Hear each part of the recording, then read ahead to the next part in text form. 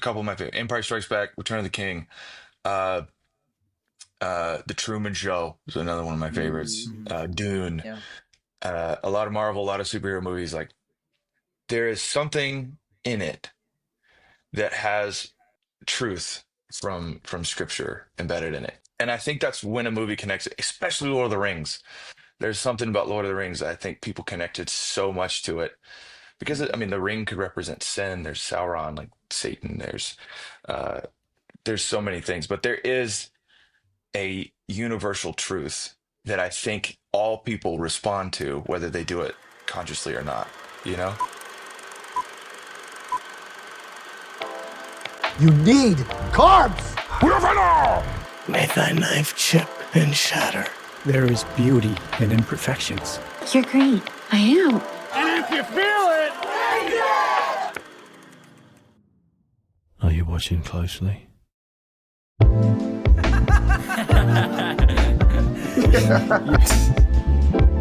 Yo, Yo, Stephen, thanks so much for taking the time to talk to us. Oh, yeah. We really appreciate it, and we wanted to dive into like in my mind, you've had plenty of interviews around, you know, Caleb and here and there, but they're not asking you what your favorite movies are and which Star Wars is your favorite and stuff like that. So we wanted to be the ones to do that, and we were so excited to get to see you in Sioux Falls, and we got to meet you in the meet and greet line, which is picture. I'll show the picture right here. And then you noticed my shirt actually, which I don't think I wore that on purpose. I was the AC/DC version of our OEFP. So you noticed that, and then I asked you, and you were like, "Yeah, let's do it." So appreciate you doing that. We're really excited. I did want to talk a little bit about music. You released Trust Fall earlier this year, actually for my birthday. So nice. Thanks for doing that. I appreciate that. But you're already working on new songs, which is fun to see on Instagram. You love sharing that with the fans. Is there anything new that you are excited about that you're think will be like a theme of the upcoming album or even a couple songs? You feeling something that God is pulling you towards, or? I don't necessarily have a theme yet. I think it's there's a few things in my head, but I don't know.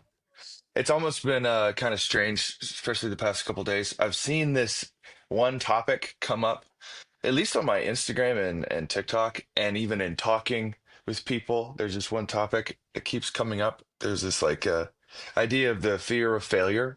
I don't know why it keeps like coming to mind so much, but um, you know, with my previous stuff, like with the first album and the second album, I think I'm really proud of those records. But the whole time I was just afraid for them to fail, and I definitely overworked myself to make sure that they were like the best thing I could possibly make.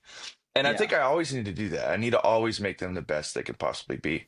But the worrying part of like worrying whether they'll connect or not, or whether, you know, worrying about, you know, if I'm going to keep being able to make music, which is a worry, you know, it's not an easy business, but I probably should stop doing that because that's not healthy. So I don't know about theme for the second record, but that's what I'm thinking about right now. And I'm wanting to write kind of a variety of songs for this next era. And we'll see what that looks like. But I'm excited though. We got a couple good ones that I'm pumped about. Yeah, I mean, you're already cooking on Instagram. We're getting the tidbits you send out, and they're really fun to hear. They've got your spin on it, and I think the way you compose is very unique, I believe. And then just your words are also really thought out. I'm sure it takes a little bit, a couple tries, but I appreciate it. I think they're really solid. And even so, when we came to the concert, we were actually recording an episode in the car. We call it Literal Bars, which I don't know that we're going to do again, but it's nice. talking about songs that we really like. And Zach had like 2 or 3 years on there. Yeah, I did have. Yeah. Oh wow, that's awesome. Remind me which show y'all were at? No, Sioux Falls. Sioux Falls. Sioux Falls. It was a pretty small one compared. Like I saw videos from other events, and Sioux Falls was was kind of the backside of a No, bar. Sioux but Falls was great. We yeah. had the smallest show was in I don't remember. It was in California. Oh, It okay. was like Bay Mm, Area.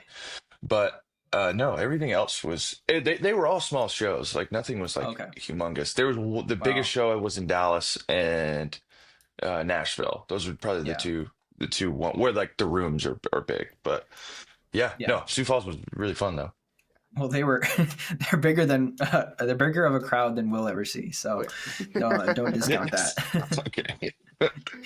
Zach was actually in the Trust Fall at the concert. I so- was. Oh yeah. really? This is Trust Fall Sioux Falls.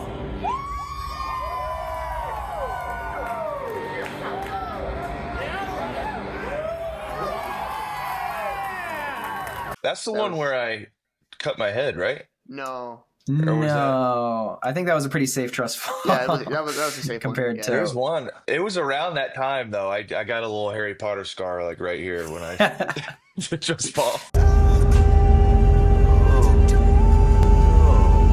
Because you fell backwards at our show. Jeez. I fell backwards. Oh, Okay, yeah. yeah. Then that wouldn't happen. But I went face first at another one.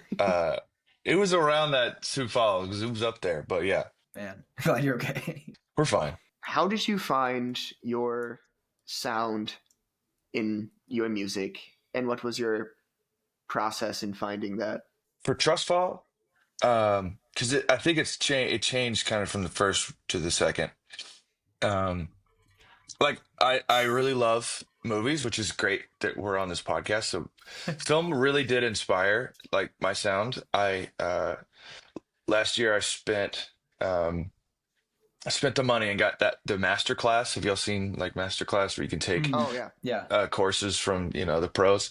And I took a Hans Zimmer class, Oh nice. and it was really awesome. He's like he was amazing. I mean, it's like 12 hours long, and you spend like that long with him, and he's showing you things. And I'm actually scoring a film this year, just kind of on the side.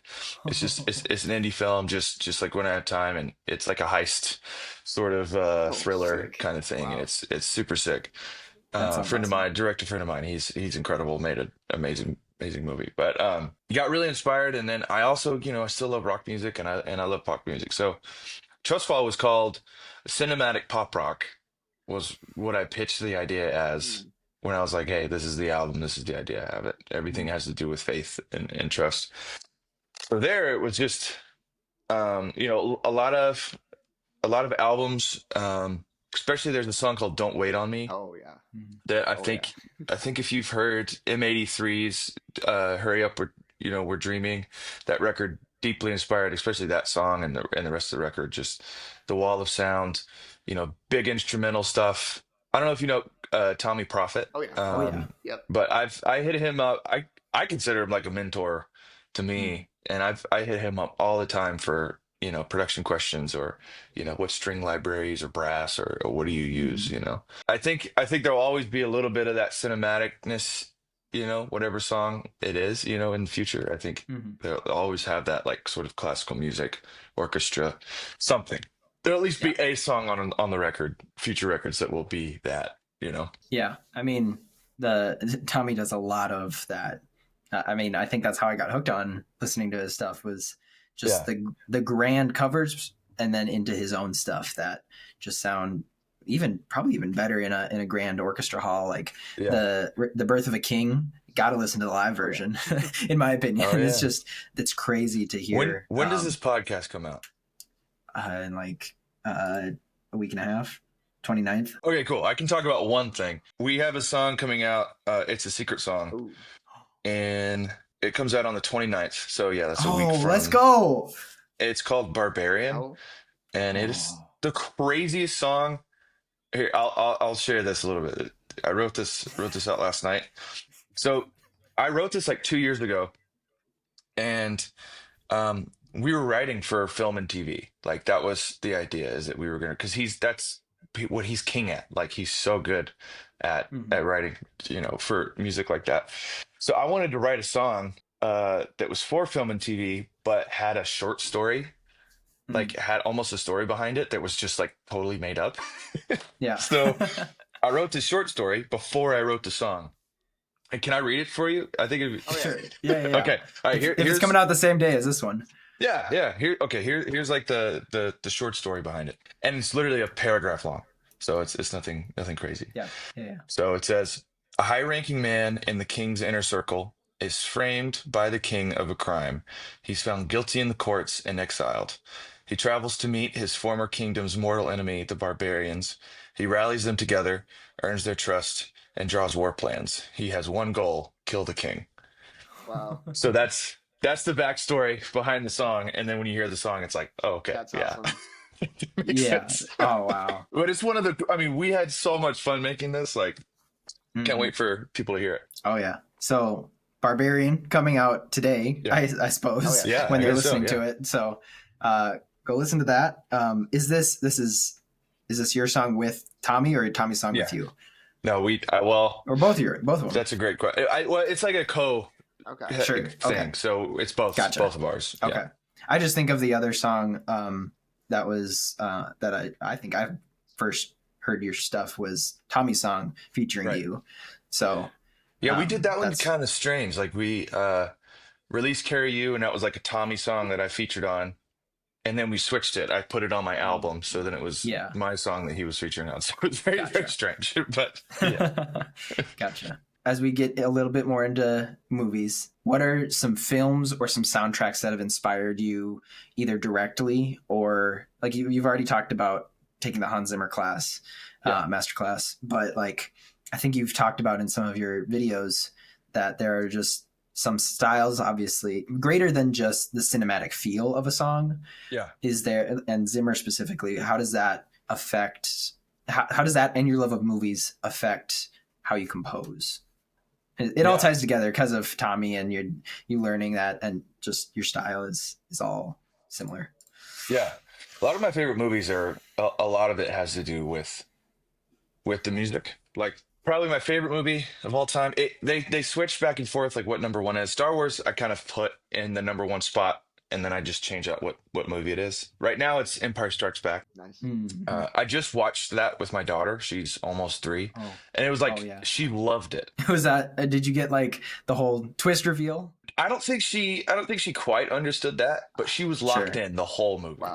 Yeah. She did say "oh no" at one point, but I don't remember what point it was. Yeah. But we ended up watching all of them. She loved all of the movies except for she didn't like Revenge of the Sith. Oh, I think it no. was because it's probably a little scary. Yeah. She now I didn't let her watch like the I hate you. Like I didn't let her watch that part.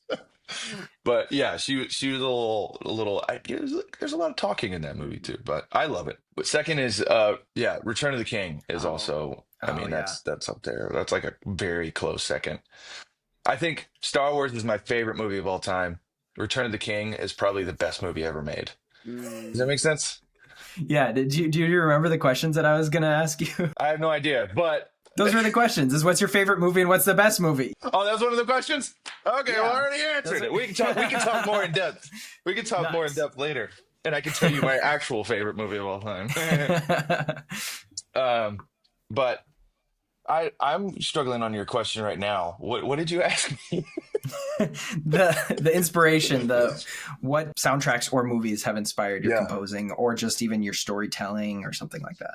So, and I think we're going to talk about this a little later, but the original Man of Steel score, I think that's a lot of people's favorite score. Like if you poll some people, the music in that movie is incredible. Zimmer. Like I actually watched a breakdown the other day of how he composes it, that he did it in a way where you could fit the John Williams Superman theme.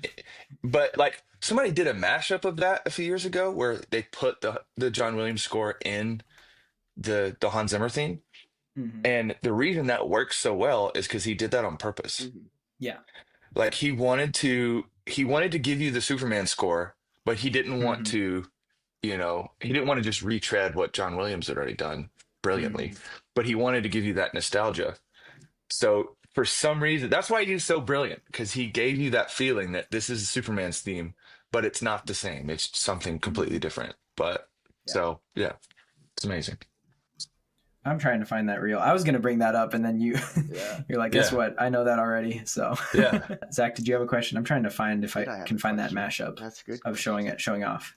Yeah, I mean, I just wanted to say too with the the whole Hans Zimmer thing. I mean, I after Trustfall came out, I even told Seth, I mean, your inspiration from Hans Zimmer is so clear in that album, especially like the Yeah. end of Trustfall sounds like something like straight out of Interstellar in my mind. I agree with that. I appreciate that. I Oh I yeah. made that. I was trying to like write a bridge for that song, Mm, and I wrote that with a couple friends. I knew that was going to be the last song, and we had another version of it that was very like 30 Seconds to Mars, like it had a big rock thing, but I changed the song to be more acoustic, and I wanted to end the album in some kind of crazy way. So I built out, I was like, just gonna go full cinematic, send it. And I sent it to a guy at my label. Just, I was trying to get him to listen to something else on the song, but that just happened to be there. I was just like, don't worry Mm. about the ending. I'm still working on it. He's like, no, wait, this is kind of, you should do that. He's like, Yeah. you should definitely do that. So that's how that ended up in there. But yeah, Mhm. I'm proud of that one for sure. Mhm. I found the reel. Oh yeah. It's a little long, I remember, but I really think it all comes together. I love this. This is why I love Hans Zimmer, because like the original theme uses this iconic major 7 interval, and Hans Zimmer uses that, but he doesn't play the theme. He just uses the intervals between, so you can actually sing the original Superman theme in between Hans Zimmer's version. It's like a puzzle. It's so cool.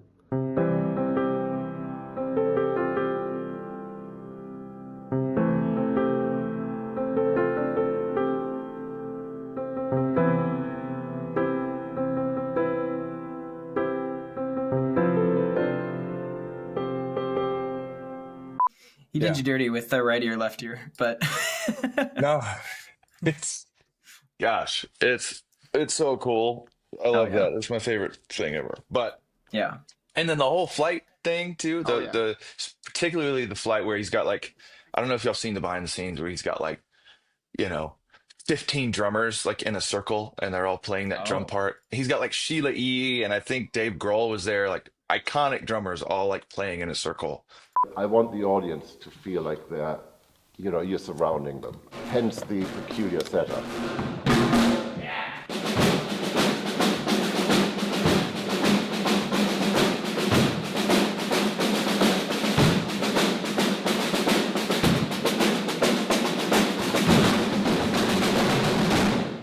I think it was Dave. I don't know if Dave Grohl was there, but yeah, I would highly recommend watching that if you have a little bit of time because it's super cool. I've never seen the behind the scenes of that, but it's cool. On the topic of Superman, initially, I watched your Q&A video that you had on YouTube. That was super quick cut, and Oh, that yeah. was where a lot of my questions came from. But back then, you said you're most excited for James Gunn's Superman, Yeah. and then Zach was watching your live the other day and realized that you still or you would prefer to watch Man of Steel over 2025 Superman, and I wanted to hear your thoughts because we have our thoughts. We have So other let's hear your thoughts. thoughts. Well, I don't know. I don't know if it's like a prefer to watch thing. I think Mm, Man of Steel was kind of a big deal for me when it came out. It's really what made me start getting into film and watching movies. I don't know why, but that movie just had an impact on me in a big way. mhm, And I think it's super underrated. It's obviously, yeah, it's like a darker take on Superman. Um, and there's the Zod scene that everybody talks about, like he kills Zod at the end. Like it's a little, mhm. it's a little bit of a downer. And he destroys Metropolis and doesn't seem to care. I'm not saying there's not flaws in that movie, but the one thing I do love about that movie is sort of the earthly father, heavenly father kind of thing, Oh, okay. where the Mhm, earthly mhm. father's like, no, you need to hide your abilities, they could, oust you, they could, you know, do whatever. And That's the Kevin Costner character. He's very like, I don't know if you should have saved those kids on the bus or something like that. But then he meets his heavenly father. His father's like, no, like save people, like be who you were meant to be. I really love like the conflict in there. Like for some reason, that's just I think so beautiful. Like great storytelling, Hmm. and it's Superman becoming the Superman we know. I think it kind of falls apart later in that universe with Batman v Superman. I think it's like a travesty we didn't get another Superman movie where he actually gets to be Superman. Yeah. Mhm. And this new Superman, I really loved it. Like I thought it was great. Like straight out of the comics, like super cosmic Superman, like what I remember reading growing up. He's reminded me a lot of Iron Man Mm. in some ways, Hmm. especially the whole like war scene. And I think that's why we love superheroes is this new Superman movie. Like and Iron Man does the exact same thing. What if there's a war going on? There was something bad happening in a part of the world, but you know, fighting wars is this horrible, deadly, bloody thing that's just awful. Like, don't we just wish that someone who is bulletproof could just plop themselves down there, not be affected by anything, and just be like, no, we're not going to kill today. We're not going to kill anybody today. Like, that would be amazing. And I think it ties into like, we all want that savior. We want someone to come and stop craziness. Nobody likes war. Nobody wants wars to happen, you know? Yeah. And I think that's why Superman is always connected because we truly need and want someone to save us because there's Yeah. so much craziness and crap in the world that's my theory at least. No, I like that. I never thought about the Man of Steel perspective from the perspective of us looking to our Heavenly Father Mhm. versus it seemed like what Zach and I have said about James Gunn's Superman, which, side note, I wish it was still called Superman Legacy just because I want to differentiate that it's a movie and not the character or not a different movie called Superman. Anyways, Sure.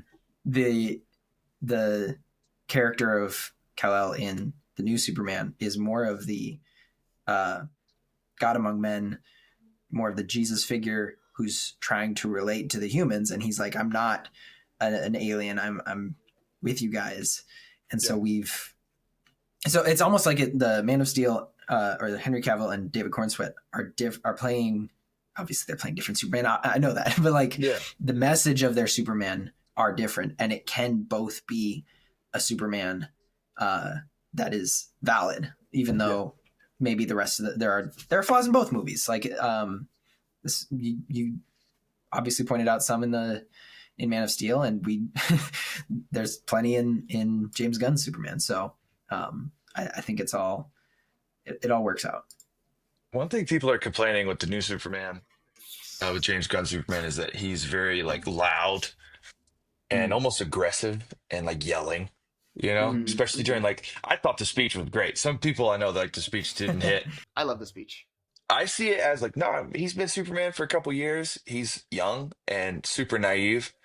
And what I'm super interested in is what they did in the Captain America Winter Soldier, where Cap before that, he's like this Boy Scout, like, you know, following orders, you know, do what's right. But then what happens when doing the right thing isn't so clear? Yeah.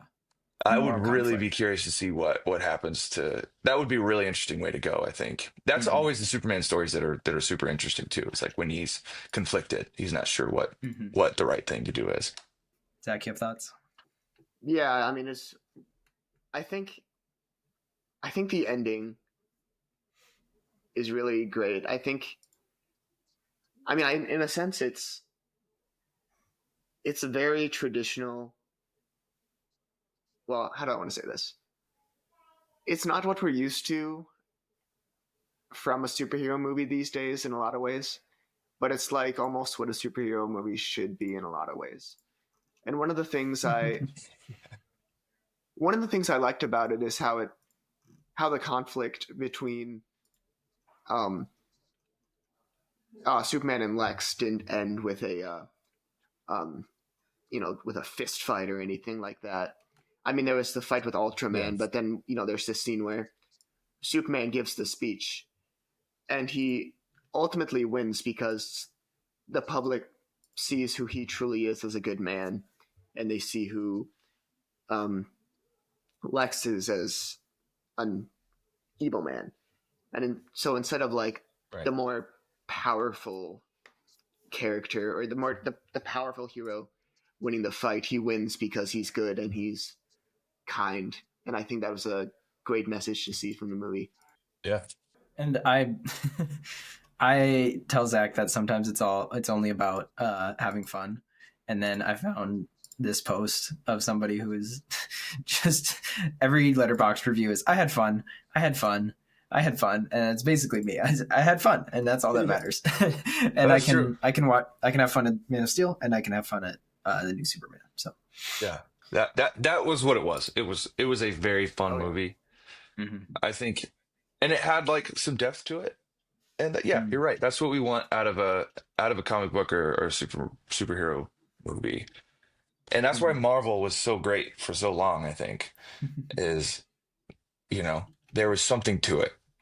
Like it was about the characters, it was about the heroes. Marvel's kind of fallen off recently, I think.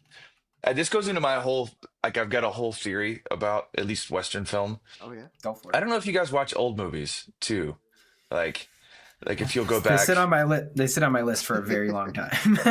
Okay, I'm gonna recommend one movie that you should watch. If the movie could come out today, and you wouldn't change a thing about the script or anything. You'll watch it, you'll know it's old. But there's a movie called 12 Angry Men that is amazing. The whole movie takes place in a back room at a courthouse, where this 17-year-old kid killed someone, and there's 12 men. They're the jury, and they're all deliberating on whether they should sentence him to death. It's a crazy movie. Amazing. Highly recommend. Because that's a lot of the movies we're watching now are literally just based off of movies that have come from the past. A lot of movies coming out today are based off movies from the 70s. And a lot of movies that came out in the 70s were based in like the 50s and 60s. So if you really want to learn like where we're at, and like you'll watch like a movie like The Godfather. I don't know if you guys seen The Godfather, but if you watch The Godfather, you'd be like, oh yeah, like this is like all my movies come from this movie. Like they try to do this. Yeah. But that's one thing I think, at least my generation, it's with music too. It's like we don't want to go and watch the thing that inspired the thing we love. And sometimes that can be really great as a creative or whatever, just to see something that's truly great. Because we're missing like 50, 60, 70 years of movies that are like incredible. And we don't want to just like let them go and not watch them, because they're awesome. I promise. They're not all awesome. I think a lot of people assume that we're in the peak of cinema in the last 100 years of it existing, and that just because CGI looks better doesn't mean that the entire movie is better. Yeah. Like the writing is sometimes overlooked over a star that's in the movie, or or the CGI, or the director or the composer, which they're all important. But I feel like the story often gets lost. And I think personally, and I know Zach shares this opinion, I think Christopher Nolan puts a lot of effort into the story, and you can tell when it's a Nolan, when he's written it, but also that is why I think he stands out so often. Oh yeah. Because he puts a lot of effort in. Yes, they're often confusing, but they're thought out. And because he needs to think through them so much, he makes sure it stands out in the writing, and then tops it off with a good cast and good score and all of that. We're definitely at the peak technologically. Yeah. Like the way we experience it. Like, I don't know if you've ever gone to a Dolby cinema. There's some movies I only will watch in Dolby. Like I needed to watch Top Gun or Top Gun Maverick in Dolby. But you're right, Nolan. Like when Oppenheimer came out, it's like, yeah, this is the peak of all cinema. Like, absolute this cinema. is awesome. Like what? Or Dune. Like Dune Part 2 was like probably one of my favorite movies ever. Oh, like, oh my gosh. So in a lot of ways we are in the peak of cinema, and then in a lot of ways we're not. There's a lot of junk, and you just have to avoid it. But yeah. But I think I mean, I was going to get into Star Wars a little bit. A New Hope 50-year anniversary is coming up in only 2 years, which is crazy to think about. Oh yeah. And my dad got to go see it when he was 12 in That's theaters awesome. for the first time. So I'm probably going to get to bring him to the theater for the 50-year anniversary, which is crazy. But the idea, you were talking about Empire Strikes Back, and that storyline had never really been done. Like, it was such a crazy reveal. And now if they did it, then it's kind of cliched. It's like, it's set the cliche, and that's why it's so good, is because that's what you're talking about, where it kind of branches off, or people got inspired by that movie. Yeah. And then it's kind of overdone sometimes, but that's, then you got to go back and watch Empire Strikes Back for that absolute cinema. But the cliche, it comes from, okay, so this is what I was talking about earlier. My whole theory on when a film works or when it doesn't. Mm-hmm. There's something about it that takes inspiration from like biblical events. Mm-hmm. Like, I'll list off a couple of my favorite: Empire Strikes Back, Return of the King, The Truman Show is another one of my favorites. Dune. Yeah. A lot of Marvel, a lot of superhero movies. Like, there is something in it that has truth from scripture embedded in Absolutely. it. I mean, dude, Luke is like deciding on the light side versus the dark side. You can see that as choosing the way of Christ or the way of Satan. You know, there's like sin involved. There's like, I think there's, and George Lucas even talks about that. Like, he pulled inspiration from the Bible. And I think that's when a movie connects, especially Lord of the Rings. There's something about Lord of the Rings that I think people connected so much to it, because I mean, the ring could represent sin. There's Sauron, like Satan. There's so many things, but there is a universal truth that I think all people respond to, whether they do it consciously or not. You know? Yeah.